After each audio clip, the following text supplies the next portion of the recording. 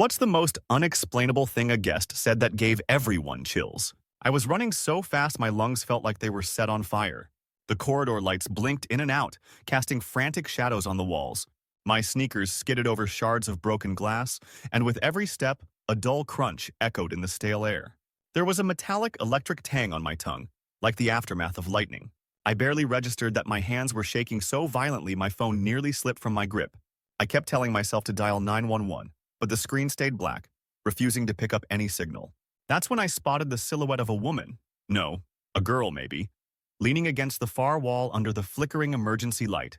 She was breathing hard, eyes wide, one hand pressed to her chest. Across the hallway, strange claw-like markings scratched deep into the plaster, as though something with impossible strength had raked its way forward. From somewhere else in the building, I heard a scream so raw and terrified that my entire body quaked with adrenaline.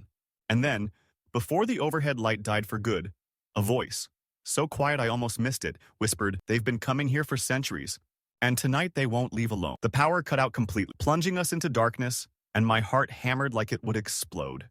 I fought the dizzying panic building in my head. Then the world seemed to tilt, and in a wave of swirling blackness, I was gone. A few days earlier, everything had been peaceful.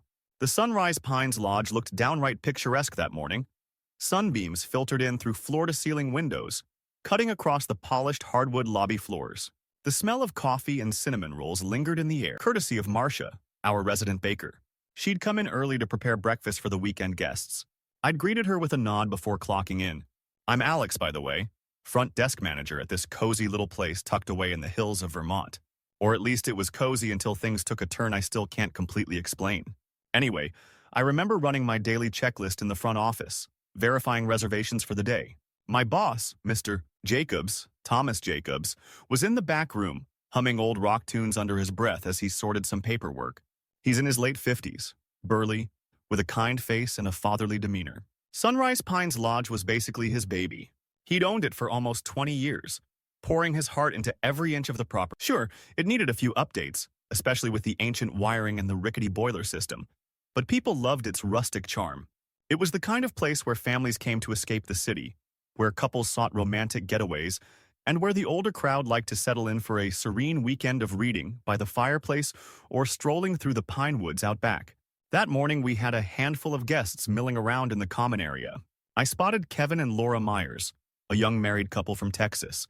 They'd come up here to revive the spark, or so Laura joked at check-in. Over by the windows, Mr. and Mrs. Anderson, Sam and Judy, an older couple from Maine, quietly read newspapers and occasionally commented on the headlines to each other. There was also a group of college kids, Brittany, Sean, and Tyson, who were on some kind of low-budget road trip. They took advantage of the lodge's discounted midweek rates, and in a corner, near the crackling fireplace, sat a solitary figure in a fedora, Eddie Collins. He was a writer, or so he said, working on a novel, kept mostly to himself, tapping away on a vintage typewriter in his room, emerging only at mealtimes. Around 10, the sun was in full blaze, streaming through the tall pines outside.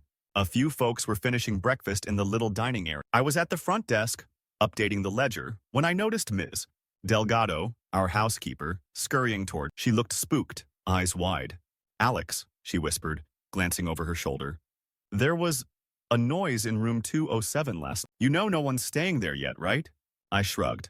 "Probably the pipes again, or the wind. That room's on the corner and gets a draft." She twisted the hem of her apron. "I know, but I found these wet footprints in the bathroom, like someone was standing in the shower except the tub was bone dry. It gave me the creeps." "Wet footprints," I repeated, trying not to let my imagination run wild. We'd had some bizarre occurrences in the lodge from time to time, most explainable by old plumbing or guests with overactive imaginations. But something in Ms. Delgado's expression told me this was different. I tried to brush it off. "I'll check it out," I promised. Shortly after, I got distracted by a phone call from a potential guest. So, by the time I was free, Miss Delgado had already gone about her daily tasks. Hours passed, and that odd conversation slipped to the back of my mind as the day picked up its usual hustle. Brittany from the college group complained that her shower water never got more than lukewarm. Mrs. Anderson asked for extra blankets. Kevin and Laura had a spat by the lounge about whether or not to explore a nearby hiking trail. He wanted to go. She wanted to lounge inside. Typical day-to-day stuff. Nightfall brought a sudden drop in temperature. Vermont nights can be unpredictable, but this felt sharper, a biting chill that had people commenting on the shift. By 8, thick clouds draped the sky and a wind picked up, rattling the pine branches. Mr. Jacobs said the forecast called for a storm. That was nothing unusual, but the lodge's power lines were a bit ancient, so whenever storms rolled in, we braced ourselves for possible outages. Close to 9, I was just about to lock up the front doors when I heard someone rattling the handle outside. Thinking maybe it was a guest who stepped out and forgot the passcode, I opened up. Standing there was a man, probably in his mid-30s or so, wearing a long dark coat speckled with droplets of rain. His hair was dark and slicked back, or maybe just plastered to his skull from the wet.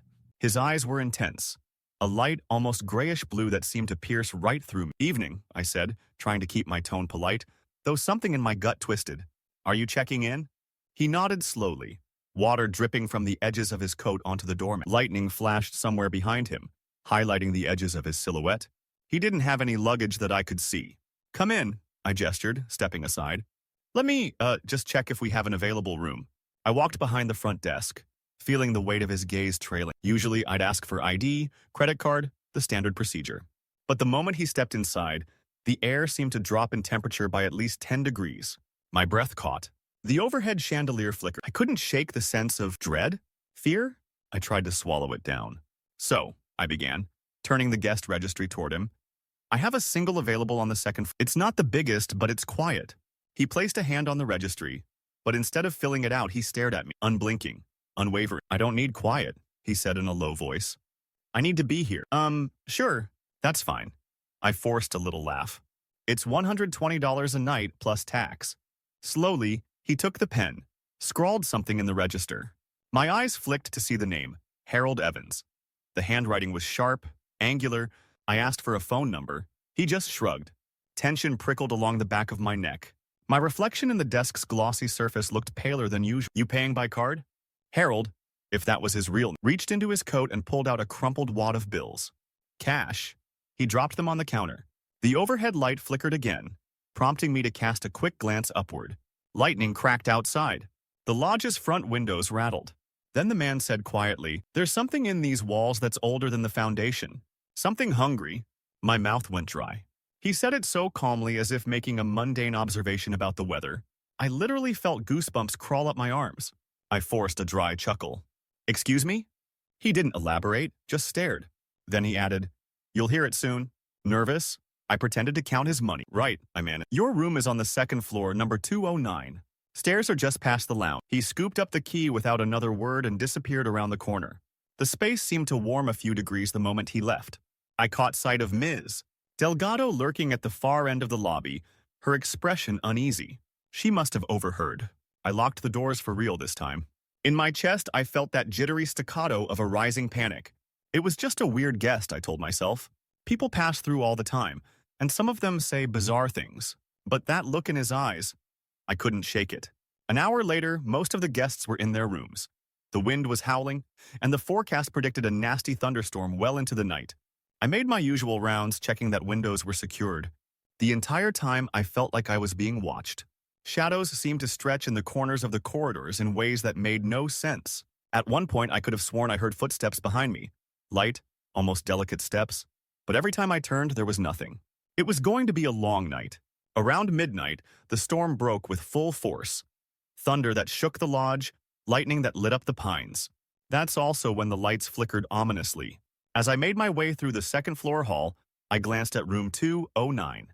For a moment, I considered knocking, checking if everything was okay in there. Instead, I reached for the doorknob of the empty room next door, 207, the one with the mysterious footprints Miss Delgado had mentioned. Maybe I wanted to prove to myself that we were all just spooking ourselves over nothing. I switched on the light. The room was neat as always. A queen bed with crisp linens, curtains drawn over the window.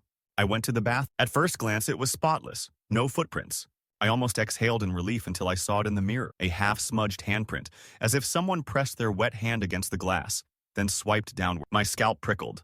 There was no reason for that to be there. Housekeeping had thoroughly cleaned this room earlier. And even if someone else had come in, they wouldn't have left such a perfect mark. I reached out and touched it. The mirror was cold, the print still damp. That's when I heard a faint scraping sound from inside the walls. It was soft, rhythmic, like someone gently dragging something along the wooden beams. A wave of nausea struck me. My reflection in the mirror looked as terrified as I felt. I stepped back into the main room, scanning the walls. The scraping persisted, maybe traveling downward, fading deeper into the lodge. Was it an animal? The wind? My imagination? Suddenly, the overhead light in the bedroom sputtered, and for half a second, it cast the silhouette of a man on the far wall. No one else was in the room. I spun around. Nothing. The light steadied. The silhouette vanished. Without waiting for more, I rushed out into the hallway, heart hammering. I nearly collided with Ms. Delgado, who gasped, "Dios mío, Alex. You scared me." "Sorry," I panted. I was just... Her eyes flicked to the door behind me. I heard something in the walls. Her voice shook, like scraping. And also, there was a child crying down the corridor a minute ago. My chest tightened. A child? We only have the Myers kids, but their room is on the first floor. You sure it wasn't just the wind? She looked at me, pale. I know the sound of the wind. It was a child, crying for help. Fear was creeping up my spine, but I tried to keep it together. "Let's go downstairs," I said, guiding her away. "We'll grab Mr. Jacobs and see if we can figure out what's going on." Back in the lobby, the lights flickered overhead. Mr. Jacobs was there, rummaging for the fuse box key. "We're probably going to lose power if that fuse keeps blowing," he muttered. Then he looked at me closely. "You okay, kid? You look like you've seen a ghost." I hesitated, unsure how to explain. "Something's not right, sir." Ms. Delgado heard noises. "I saw a wet handprint in 207's bathroom mirror." He frowned. 207's vacant. No one's supposed to be in there. "I know." My voice trembled. "But it's there, I promise." Lightning flashed in the windows, and for a split second, I thought I saw a figure standing outside in the rain. But the next flash showed empty darkness. The front door rattled in the wind. Then came that voice. Calm, almost amused. "Is anyone else cold?" I jumped. Harold Evans stood at the bottom of the stairs, glancing around the lobby. Water dripped from his hair, though I had no idea how he got soaked again. The moment I locked eyes with him, my stomach twisted. "We're in for a nasty storm," Mr. Jacobs said with forced cheer, unaware of the tension. "Might lose power." Harold gave a small smile that didn't reach his eyes. "That's not the only thing you might lose tonight." My breath caught. "Ms. Delgado took an involuntary step back. Mr. Jacobs, on edge from the fuse issue, simply sighed. "Let's stay calm. I'll see if I can keep the generator on standby." But Harold only blinked slowly, then turned, and drifted back upstairs as though he were weightless. A chill spread through the air behind him. By now, it was nearly 1 a.m. The storm raged with deafening thunder. I could hear guests stirring in their rooms, probably woken by the noise. Just as I was about to go reassure them, the lights flickered 3 times, then died. Darkness folded around us like a shroud. Mr. Jacobs cursed. "That's it. I'm getting the generator." He grabbed a flashlight from behind the desk and rushed toward the back exit. "Ms. Delgado followed him, clinging to the beam of light. I, on the other hand, stayed put, my eyes adjusting to the dark. The only illumination now was from the sporadic lightning bursts outside, painting everything in harsh white. Some movement in the corridor beyond caught my attention. I took my phone out, using its weak flashlight to guide. "Hello?" I called, voice echoing strangely. No response. I headed down the hallway toward the dining area. Suddenly, a shape rushed past me, close enough that I felt the air shift. I spun around, shining my phone. No one was there. My throat felt tight. Then I heard faint laughter, like a child's giggle, coming from behind the closed door to the staff kitchen. My heart hammered, but I pushed forward, compelled to see what it was. I opened the door. The kitchen was empty, the lights off, and the stainless steel counters reflected my phone's light back at me. In the corner, by the walk-in fridge, I caught the faint outline of something. It looked like a small figure, crouched, almost trembling. I stepped closer, my pulse pounding in my ear. "Hello? Are you hurt?" Slowly, it turned to face me. A flash of lightning revealed nothing. It was gone. The corner was empty. My mind might have been playing tricks. Or maybe something had been there, and it vanished. Another giggle echoed from the corridor. I whipped around and nearly cried out when I saw Brittany from the college group standing right behind me. She looked pale as a sheet, her hair a wild mess. "But Brittany," I stammered. "Are you okay?" Her eyes were so wide I could see the whites around her irises in the faint glow. "There's someone walking around upstairs. It's not that guy. It's smaller, I think." It was tapping on our door. A pit formed in my stomach. "Where are your friends?" She swallowed hard. "They locked themselves in. They think I'm overreacting." Her lower lip quivered. But I swear I saw a little boy in the hallway. Lightning illuminated the kitchen again, and for a fraction of a second, her face contorted with fear. I realized she was on the verge of tears. All right, I said, trying to sound steady. Let's go to the lobby. Stick together, Mr. Jacobs should be back soon with the generator. We made our way through the pitch-black corridors. Every so often, thunder boomed overhead and the walls seemed to vibrate. The same scraping sound I'd heard in room 207 echoed around us, moving through the darkness. It felt like it was following us. In the lobby, a few others had gathered in confusion. The Myers couple, Kevin and Laura, stood near the fireplace, which had thankfully not gone out. Their two kids, Connor and Megan, clung to Laura's legs. The kids looked petrified. Eddie Collins, the writer, stood off to the side, arms crossed, like he was analyzing a strange piece of performance art. And Sam and Judy Anderson sat on a love seat, Judy quietly praying under her breath. The moment Brittany and I stepped in, Kevin gestured. "What's going on, man? Lights go out and suddenly the whole place is freaking haunted?" Laura swears she saw something outside the window. Laura nodded, voice shaky. There was a figure standing by the tree line, and then it just melted away. I can't explain it. Her children whimpered. I tried to sound brave. "We have a new guest, Harold Evans. Something about him seems off." Eddie gave a soft snort. He told me I was wasting my final hours tapping on that typewriter, if that's what you mean by off. He ran a hand through his short blonde hair. I thought it was a bizarre joke. Thunder cracked again, rattling the windows. Ms. Delgado and Mr. Jacobs burst in from the back hallway, lugging a portable generator.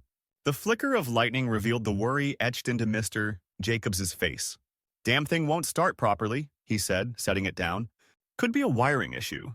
Maybe we should just leave," Brittany breathed, hugging herself. "Stay somewhere else tonight." Sam Anderson shook his head. "That storm out there is intense, sweetheart. Trees are down on the road, probably. We won't get far." Then Judy, looking up from her prayers, murmured, "There's something in this place. I can feel it, like it's breathing alongside us." Those words sent a chill through everyone. Before anyone could respond, a sudden scream erupted from the second floor, a scream laced with terror. We froze. Ms. Delgado dropped her flashlight. My heart lunged into my throat. "Stay here," Mr. E. Jacobs ordered, though his eyes flicked to me. We both knew someone had to check it out. I followed him up the stairs, every step echoing in the blackness. He aimed his flickering flashlight ahead, illuminating the hallway. We saw a figure crouched by one of the doors. As we approached, I recognized Sean, one of Brittany's friends. He was trembling, tears streaking his cheeks. "It got Tyson," he choked out. We heard a noise in the walls and Tyson went to check. Something pulled him. I tried to grab him. He broke down, sobbing. There was a hole in the wall that wasn't there before, and now he's gone. My blood turned to ice. "What do you mean, a hole in the wall?" Sean gestured weakly. We stepped around him to see a jagged opening in the drywall near the floor. It was about 2 feet wide, leading into darkness. Splinters of wood stuck out at odd angles as if forced outward from inside. A faint, sickly smell wafted from it, like dampness and decay. Mr. Jacobs directed the flashlight inside, but we couldn't see far. Just debris, thick dust, and the suggestion of an empty crawl space. "Tyson," he called, voice trembling. "You in there? Tyson!" Silence. My mind reeled. This was impossible. How could a solid wall just open up like that? And how could a grown man vanish inside without a sound besides Sean's screaming? I felt sweat bead on my forehead despite the cold. Suddenly, we heard faint scraping again, but it seemed to come from behind us. We spun around, hearts pounding. Standing in the corridor was Harold Evans. He wore an expression of mild curiosity, as though we were performing some kind of show for him. "It's always hungry," he murmured. "It feeds on fear first." I wanted to shout at him, demand answers, but no words came out. Mr. Jacobs, in a shaky but authoritarian tone, snapped, "Sir, do you know what's going on here?" Harold tilted his head, eyes reflecting in the flashlight beam like some animals. "I only know it's older than you can comprehend. It has no name, no shape of its own, but it loves places like this, out of the way, full of easy prey." Mr. Jacobs started to speak again, but Harold suddenly lifted his hand. "Listen," he whispered. "Do you hear them?" At first, there was only the thunder. Then, just barely audible, came a series of whispers, like multiple voices layered on top of each other, drifting through the corridors. My skin crawled. They seemed to be chanting something, or maybe crying. Sean whimpered, covering his ears. And then Harold was gone, just turned and walked away into the darkness, silent as a wraith. We ushered Sean downstairs to join the others. Panic gripped the entire group as soon as they realized Tyson was missing. Brittany broke into sobs. Kevin paced, shouting that we had to do something. Marcia, the baker, who'd come out from the kitchen area,